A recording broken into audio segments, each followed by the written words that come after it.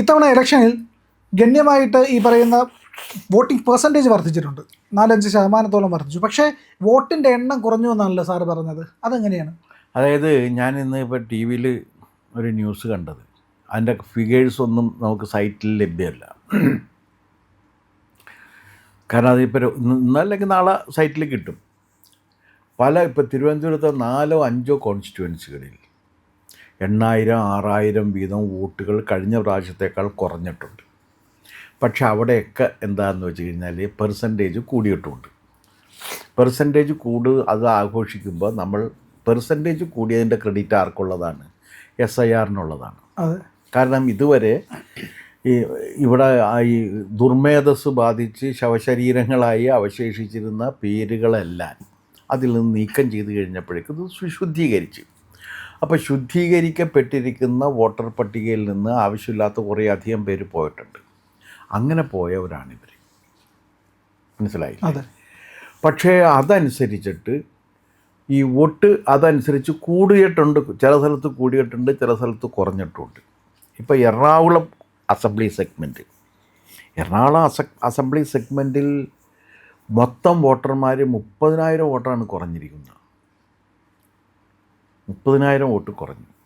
അപ്പോൾ എന്ത് പറ്റിയെന്ന് വെച്ച് കഴിഞ്ഞാൽ കഴിഞ്ഞ വർഷം ഉണ്ടായിരുന്നത് 2021 1,09,508 പേരായിരുന്നു വോട്ട് ചെയ്തത്. ഈ പ്രാവശ്യം അത് വളരെ കുറഞ്ഞ് 1,06,000 അപ്പോൾ കുറവാണ്, 3,000 കുറവുണ്ട് എറണാകുളം അസംബ്ലി സെഗ്മെൻറ്റിൽ. തൃപ്പൂണിത്തുറയും 3,000 കുറഞ്ഞിട്ടുണ്ട് 21-നേക്കാൾ. അപ്പോൾ ഇവിടെയൊക്കെ പോളിംഗ് പെർസെൻറ്റേജ് കൂടിയെങ്കിൽ നമ്പർ ഓഫ് വോട്ട്സ് കൂടിയിട്ടില്ല, കുറയുകയാണ് ചെയ്തേക്കണം. തിരുവനന്തപുരത്ത് നേമം, കട്ടാക്കട, പിന്നെ എന്താണ് ഇത് കഴക്കൂട്ടം, ഇങ്ങനെ തുടങ്ങി 5 സ്ഥാനത്തിൻ്റെ പേര് പറഞ്ഞിട്ട് TV ചാനൽ കൊടുക്കുന്നുണ്ട്. എനിക്കതിൻ്റെ വെബ്സൈറ്റിൽ കയറിയിട്ട് എനിക്കതിൻ്റെ ഫിഗേഴ്സ് കിട്ടിയില്ല. അവിടെയൊക്കെ 6,000, 7,000, 8,000 ഇങ്ങനെ വോട്ടുകൾ കുറഞ്ഞിരിക്കുന്നു എന്നാണ് പറയുന്നത്. അതൊക്കെ സ്വാഭാവികമാണ്. അപ്പോൾ ഇതിനകത്തൊരു പ്രശ്നം പറ്റുന്നത് പെർസെൻറ്റേജിൻ്റെ അടിസ്ഥാനത്തിൽ കാൽക്കുലേഷൻസ് നടത്തിക്കഴിഞ്ഞാൽ തെറ്റിപ്പോവും. വോട്ടിൻ്റെ എണ്ണം കുറഞ്ഞിട്ടുണ്ടല്ലോ. വോട്ടിൻ്റെ എണ്ണം കുറഞ്ഞ സ്ഥലങ്ങളിൽ പെർസെൻറ്റേജിൻ്റെ അടിസ്ഥാനത്തിൽ നമ്മൾ ഇത് കാൽക്കുലേറ്റ് ചെയ്തിട്ട് ഇത് അങ്ങനെ വരും, ഇങ്ങനെ വരും, മറ്റവർക്ക് വരും, മറിച്ചവർക്ക് വരും എന്ന് പറഞ്ഞാൽ തെറ്റിപ്പോവും. ഇപ്പോൾ ഏതാണ്ടൊരു 300 ചില്ലാനം സീറ്റുണ്ടെങ്കിൽ മാത്രമേ മുന്നണികളുടെ അവകാശവാദം അനുസരിച്ച് അവർക്ക് സീറ്റുകൾ കൊടുക്കാൻ പറ്റും. കാരണം 110 വരെ ഇന്നിപ്പോൾ UDF പറഞ്ഞു കഴിഞ്ഞു. 100 കവിഞ്ഞ് 110 എന്നാണ്. അവർ 140 എന്ന് പറയാത്തതിന് നമ്മൾ അവരോട് കടപ്പെട്ടിരിക്കുന്നു. കാരണം അവർക്ക് വേണമെങ്കിൽ 140 എന്ന് പറയാമായിരുന്നു, അത് പറഞ്ഞില്ല. LDFും അതുപോലെ തന്നെയാണ്. ഫിഗർ പറഞ്ഞിട്ടില്ലെങ്കിലും ഞങ്ങൾക്ക് വളരെ മെച്ചപ്പെട്ട മെജോറിറ്റി കിട്ടും. NDAയും ക്ലെയിം ഉന്നയിച്ചിട്ടുണ്ട്. പക്ഷേ എലക്ഷൻ കഴിഞ്ഞതിന് ശേഷം ക്ലെയിം ഉന്നയിക്കുമ്പോൾ നമ്മൾ ഇതുകൂടി പരിഗണിക്കണം. ഈ വോട്ട് കുറഞ്ഞിരിക്കുന്നു, ആ കുറഞ്ഞ വോട്ട് ആരെ ബാധിക്കും? ഇത് സ്വാഭാവികമായിട്ട് നമുക്ക് ഈ സ്റ്റാറ്റിസ്റ്റിക്കൽ സർവേയിൽ ചോദിക്കേണ്ട ഒരു ചോദ്യമാണ്. ഇപ്പോൾ 3,000 വോട്ട് എറണാകുളത്ത് കുറഞ്ഞിട്ടുണ്ട്, 3,000 വോട്ട് തൃപ്പൂണിത്തുറയിലും കുറഞ്ഞിട്ടുണ്ട്. ഈ കുറഞ്ഞിരിക്കുന്ന 3,000 വോട്ടർ അസംബ്ലി സെഗ്മെൻറ്റിൽ വലിയ തുകയാണ്. ഈ കുറഞ്ഞിരിക്കുന്ന വോട്ട് ആരുടേതാണ്? ആ ചോദ്യത്തിനൊരു ഉത്തരം കണ്ടെത്തേണ്ടി വരും. അത് ഈ സമയത്ത് നിന്നുകൊണ്ട് നമുക്ക് ഉത്തരം കണ്ടെത്താനായിട്ട് സാധിക്കില്ല. ഇത് പെരിഫറലായിട്ട് ആർക്ക് ഗുണം ചെയ്യും? അത് പറയാൻ പറ്റില്ല. നമുക്ക് വേണമെങ്കിൽ പറയാം ഇത് LDFന് ഗുണം ചെയ്യും, UDFന് ഗുണം ചെയ്യും, NDAക്ക് ഗുണം ചെയ്യും. ഈ സ്ഥാനാർത്ഥി അവിടെ പോയപ്പോൾ എല്ലാവരും ഒഴിവാച്ചു വന്ന് എല്ലാവരും ചിരിച്ചുകൊണ്ട് സംസാരിച്ചു. ഒരു സ്ഥാനാർത്ഥിയായിട്ട് ചെല്ലുന്ന സമയത്ത് എല്ലാ വീട്ടുകാരും അത്ര കഠിനമായ രാഷ്ട്രീയ പക്ഷപാതമുള്ളവരല്ലാത്തവർ നമ്മളോട് ചിരിക്കാതിരിക്കില്ല. ഇപ്പോൾ എനിക്ക് ഓർമ്മ വരുന്നത്, ഞാൻ ആലപ്പുഴ മത്സരിക്കുന്ന സമയത്ത് ഇവരാണല്ലോ കൊണ്ടുവരുന്നത്. ഏതോ ഒരു സ്ഥലത്ത് ചെന്നപ്പോഴേക്കും അവിടെ മാധ്യമം കിടക്കുന്നു. അപ്പം ഞാൻ ചോദിച്ചു, ഒരു മുസ്ലിം പ്രമാണിയുടെ വീട്ടിലേക്കാണ് എന്നെ കൊണ്ടുപോയേക്കണം. അപ്പം ഞാൻ ചോദിച്ചു, നമ്മളെന്തിനാണ് ഇവിടെ വന്നതെന്ന് ചോദിച്ചു. അല്ല, ഞാൻ പറഞ്ഞാൽ അവർ ജമാഅത്ത് ഇസ്ലാമിക്കാരനാണ്, അല്ലെങ്കിൽ മാധ്യമം അവിടെ വരുത്തിയിട്ട് വായിക്കില്ലല്ലോ. സംസാരിച്ചപ്പോൾ തന്നെ ജമാഅത്തെ ഇസ്ലാമിക്കാരൻ. പുള്ളി തർക്കത്തിന് തയ്യാറായിട്ട് വരെയാണ്. ഞാൻ പറഞ്ഞു, ഞാൻ ഇപ്പോൾ വന്നത് തർക്കത്തിനല്ല, ഞാനിങ്ങനെ സ്ഥാനാർത്ഥിയായിട്ട് മത്സരിക്കുന്നുണ്ടെന്ന് നിങ്ങളെ അറിയിക്കാൻ വേണ്ടി വന്നതാണ്. വോട്ട് ചെയ്യുകയോ ചെയ്യാതിരിക്കുകയോ നിങ്ങൾക്ക് നിങ്ങളുടെ ഇഷ്ടാനുസരിച്ച് ചെയ്യാം. പക്ഷേ ഞാൻ നിങ്ങളോട് ആവശ്യപ്പെടുന്നത് എനിക്ക് വോട്ട് ചെയ്യണമെന്നാണ്. അതെൻ്റെ ഒരു അവകാശം ആണ്. നിങ്ങൾക്ക് ചെയ്യുകയോ ചെയ്യാതിരിക്കുകയോ ചെയ്യുന്നത് നിങ്ങളുടെ അവകാശവുമാണ്. പിന്നെ നിങ്ങൾ ഈ പറഞ്ഞ തർക്കം ഞാൻ ഫ്രീ ആയിട്ടിരിക്കുന്ന സമയത്ത് നിങ്ങൾ അങ്ങോട്ട് വന്നു കഴിഞ്ഞാൽ നമുക്കാകാവുന്നതാണ്. അപ്പോൾ തൽക്കാലം വേണ്ട എന്ന് പറഞ്ഞു. അങ്ങനെ അത് കർശനമായിട്ട്, കാരണം അങ്ങനെ ജമാഅത്ത് ഇസ്ലാമിക്കാരനാണ്, അങ്ങനെ കമ്മിറ്റഡാണ്. അല്ലാത്തവരൊക്കെ നമ്മൾ ചെന്ന് കഴിഞ്ഞാൽ ഇപ്പോൾ ആര് വന്നു കഴിഞ്ഞാലും ചിരിച്ചുകൊണ്ട് സ്വീകരിച്ചിട്ട് എങ്ങനെയൊക്കെ പോകുന്നു ജോലി, വർക്ക് എങ്ങനെ പോകുന്നു എന്നൊക്കെ ചോദിച്ച് ഒരു പോസിറ്റീവ് ആംഗിളിൽ വിടും. ഇപ്പോൾ എൻ്റെയൊക്കെ വീട്ടിൽ എല്ലാ രാഷ്ട്രീയക്കാരും വരുമ്പോഴും ഞാൻ അങ്ങനെ തന്നെ ചെയ്യാറുള്ളത്. എങ്ങനെയുണ്ട്, ചൂടൊക്കെ ആയിട്ട് നന്നായിട്ട് വർക്ക് ചെയ്യേണ്ടല്ലേ, എല്ലായിടത്തൊക്കെ പോയി സാറേ എന്ന് പറയും. അങ്ങനെ പോകും. അപ്പോൾ അങ്ങനെ നമ്മളോട് ചിരിച്ച് സംസാരിക്കുന്നവരൊക്കെ നമുക്ക് വോട്ട് ചെയ്യും എന്ന് കരുതി കഴിഞ്ഞാൽ നമുക്ക് അബദ്ധം പറ്റും.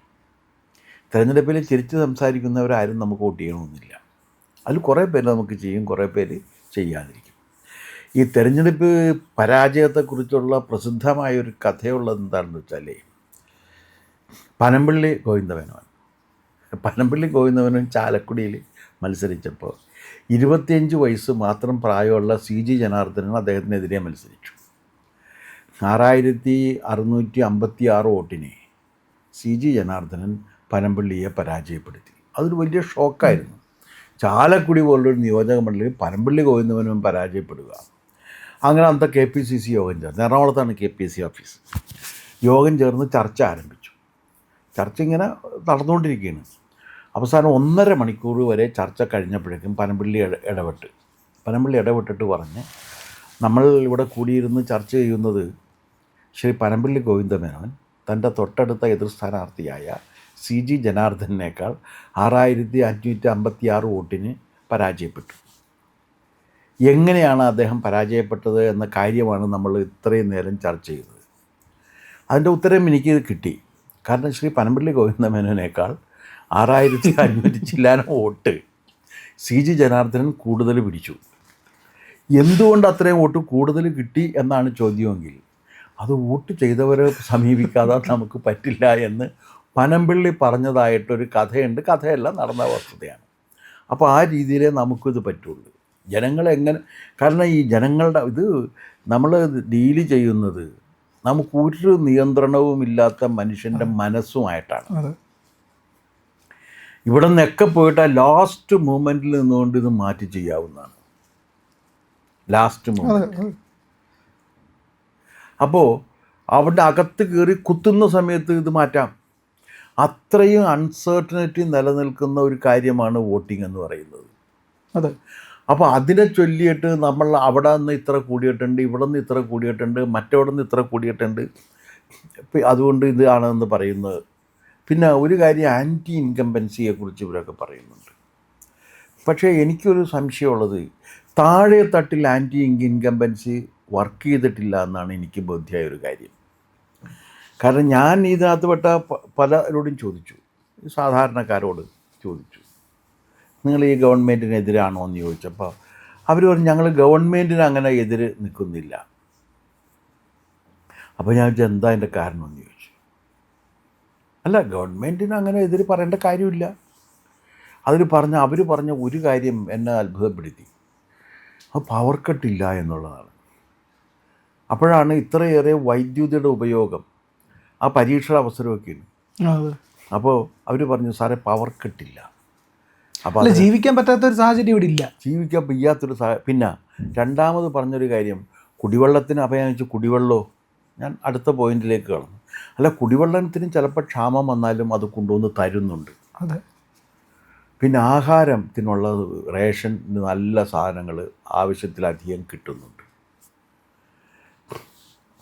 അപ്പോൾ ഞാൻ പറഞ്ഞു, അപ്പോൾ ഈ നിങ്ങളുടെ സ്കൂളുകളൊക്കെ സർക്കാർ സ്കൂളുകളിലാണ് എൻ്റെ കുട്ടികൾ പഠിക്കണം. അവിടെ യൂണിഫോം ഉണ്ട്, ഉച്ചഭക്ഷണമുണ്ട്. ഇപ്പോൾ PTA ഒരു വാഹനവും ഏർപ്പാടാക്കിയിട്ടുണ്ട്. അങ്ങനെ അത് വളരെ നല്ലതാണ്. അപ്പോൾ ഞാൻ ചോദിച്ചു ആശുപത്രി, സാറേ ആശുപത്രിയുടെ പ്രവർത്തനവും കുറേയൊക്കെ വളരെ മെച്ചപ്പെട്ടിട്ടുണ്ട്. ഞങ്ങൾ ചെന്ന് കഴിഞ്ഞാൽ വൃത്തികേടില്ല, മരുന്ന് കിട്ടും, അല്ല വൃത്തിയുണ്ട്. അപ്പോൾ അതുകൊണ്ട് അങ്ങനെ ഗവൺമെൻറ്റിനോട് അങ്ങനെ ഒരു എതിർപ്പ് തോന്നേണ്ട കാര്യം ഞങ്ങൾക്കില്ല. പക്ഷേ ഞങ്ങൾ ഇന്ന പാർട്ടിക്കാരാണ്, ഞങ്ങൾ ആ പാർട്ടിക്ക് വോട്ട് ചെയ്യുള്ളൂ, ഇത് പറഞ്ഞവരുണ്ട്. അതെ. അപ്പോൾ ഞാൻ അതിൽ നിന്ന് കാണുന്നൊരു കാര്യം എന്താണെന്ന് വെച്ച് കഴിഞ്ഞാൽ ഈ ആൻറ്റി ഇൻകംബൻസി എന്ന് പറയുന്നൊരു സാധനം ഏറ്റവും താഴെ തട്ടിലുള്ള മനുഷ്യർക്കിടയിൽ ഉണ്ടോ എന്നെനിക്ക് സംശയമുണ്ട്. പക്ഷേ മിഡിൽ ക്ലാസിൻ്റെ ഇടയിലുണ്ട്.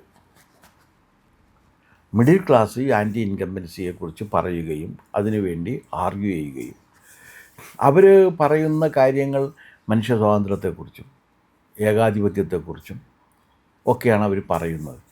ഈ വക കാര്യങ്ങളൊന്നും അങ്ങനെ ഈ താഴെ തട്ടിലുള്ള മനുഷ്യരുടെ ഒരു പരിഗണനാ വിഷയമായിട്ട് എനിക്ക് തോന്നിയിട്ടില്ല. ഇല്ല, അവർക്കതല്ല വിഷയം. കാരണം ഒരിക്കലും ഏകാധിപത്യം, വിശേഷിച്ചും കേരളീയർക്ക് ഏകാധിപത്യം ഇഷ്ടമാണ്. അത് ഇവർക്ക് അറിയാഞ്ഞിട്ടൊരു കാര്യമാണ്.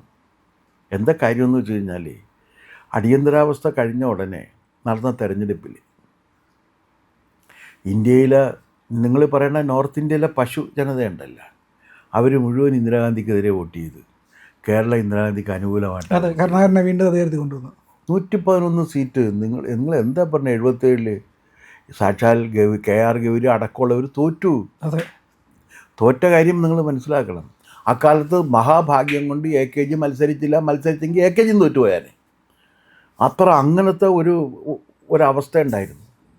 അപ്പോൾ അതുകൊണ്ട് അങ്ങനെ ഏകാധിപത്യം തുടങ്ങിയിട്ടുള്ള കാര്യങ്ങളൊക്കെ മിഡിൽ ക്ലാസ് പറയുന്നുണ്ടെങ്കിലും ഇന്ദിരയുടെ അടിയന്തര അറബിക്കടലിൽ ഇത് ഇന്ദിരാഗാന്ധി തൊലയട്ടെ എന്നൊക്കെയുള്ള മുദ്രാവാക്യം വിളിക്കുക, അത് മുഴുവനും ഭാരതം ഇന്നൊരു ജയിലറയാണ്, പൊട്ടിച്ചെറിയും ചങ്ങലകളിൽ നിന്ന് കേരളത്തിൽ അങ്ങോളം ഇങ്ങോളം മതിലുകളിൽ എഴുതാൻ പോയിട്ടുള്ള ഒരാളാണ് ഞാൻ. ഞങ്ങളന്ന് ഇന്ദിരക്കെതിരായിരുന്നു. അപ്പോൾ എൻ്റെ ധാരണ എന്താണെന്ന് വെച്ചാൽ എല്ലാവരും ഇതുപോലെ ഈ സ്വാതന്ത്ര്യത്തെക്കുറിച്ചുള്ള അവബോധം കൊണ്ട് ഇന്ദിരാഗാന്ധിക്കെതിരെ വോട്ട് ചെയ്യുമെന്നാണ്. അന്ന് എറണാകുളത്ത് മത്സരിച്ചത് പരമമാന്യനായ ഒരാളായിരുന്നു, അലക്സാണ്ടർ പറമ്പിത്തറ. പക്ഷേ വലിയ വിദ്യാഭ്യാസം, MA LT-കാരൻ, അന്നത്തെ നിലക്ക് വലിയ ധനികനായിരുന്നു, സ്വന്തം വീട് പറമ്പ് വിറ്റ് രാഷ്ട്രീയ പ്രവർത്തനം നടത്തിയിട്ടുള്ള ഒരാൾ. അങ്ങനെയുള്ള ഒരാൾ മത്സരിച്ചിട്ട് പോലും ആളുകളെതിരെ വോട്ട് ചെയ്ത് AL ജേക്കബ് ചേട്ടനെ ജയിപ്പിക്കുകയാണ് ചെയ്തത്. അപ്പോൾ അതുകൊണ്ട് കേരളീയരിങ്ങനെ ഭയങ്കര പ്രബുദ്ധരായ കേരളീയർ എന്നുള്ളൊരു വിവാദം ഞാൻ അംഗീകരിക്കുന്നില്ല. അപ്പോൾ ഈ പറഞ്ഞ ആൻറ്റി ഇൻകംബൻസിയൊക്കെ ഇവർ പണ്ഡിതന്മാരിരുന്ന് പറയുന്നുണ്ടെങ്കിലും അവർക്ക് സാധാരണ ജനങ്ങളിലെ ഒരു ഭരണവിരുദ്ധ വികാരമായിട്ടത് പടർന്നിട്ടുണ്ട് എന്ന് ഞാൻ കരുതുന്നില്ല. പിന്നെ വോട്ട് എങ്ങനെ വരും എന്നുള്ള കാര്യം, എന്നാൽ മിഡിൽ ക്ലാസ്സിലുള്ളവരും പിന്നെ വേറൊരു കാര്യമുള്ളതെന്ന് വെച്ചാൽ ഈ പഴയകാല മാർക്സിസ്റ്റുകാരാണ് ഏറ്റവും ശക്തമായിട്ട് പിണറായി വിജയനെതിരെയുള്ള ഒരു ഭരണവിരുദ്ധ വികാരം പറയുന്നത്. പാർട്ടിക്കാർ കുറേ പേരുമൊക്കെയാണ്. അവരൊക്കെ ലാസ്റ്റ് മൂമെൻറ്റിൽ പാർട്ടിക്കെതിരെ വോട്ട് ചെയ്യുമോ എന്നുള്ള കാര്യത്തിൽ എനിക്കൊരു തീരുമാനം എടുക്കാൻ പറ്റുന്നില്ല. അപ്പോൾ അതൊക്കെ ഉണ്ടോ ഇല്ലയോ എന്നുള്ള കാര്യത്തെക്കുറിച്ചൊക്കെ അറിഞ്ഞാൽ മാത്രമേ ഈ സ്റ്റേജിലിരുന്നു കൊണ്ട് എത്ര സീറ്റ് എങ്ങനെ കിട്ടും എന്നുള്ളത് പറയാൻ കഴിയും. ബാക്കിയൊക്കെ ഊഹാപോഹങ്ങളാണ്, അവരവരുടെ താല്പര്യങ്ങളനുസരിച്ച് പറയുന്നതാണ്. അതിനപ്പുറത്തേക്കുണ്ട് എന്ന് ഞാൻ കരുതുന്നില്ല. പക്ഷേ ഈ കുറഞ്ഞ വോട്ടുകൾ ഇവിടെ മാത്രമല്ല, തിരുവനന്തപുരത്തും എറണാകുളത്തും ഞാൻ പറഞ്ഞു, പക്ഷേ അതുപോലെ പല സ്ഥലത്തും കണ്ടേക്കാം. ആ കുറഞ്ഞ വോട്ടുകളുടെ കണക്ക് എങ്ങനെ ബാധിക്കും എന്നുള്ള കാര്യം തെരഞ്ഞെടുപ്പിനെക്കുറിച്ച് പഠിക്കുന്നവർ പ്രത്യേകം പഠിക്കുന്നത് നന്നായിരിക്കുമെന്ന് കൂടി എനിക്കൊരഭിപ്രായമുണ്ട്.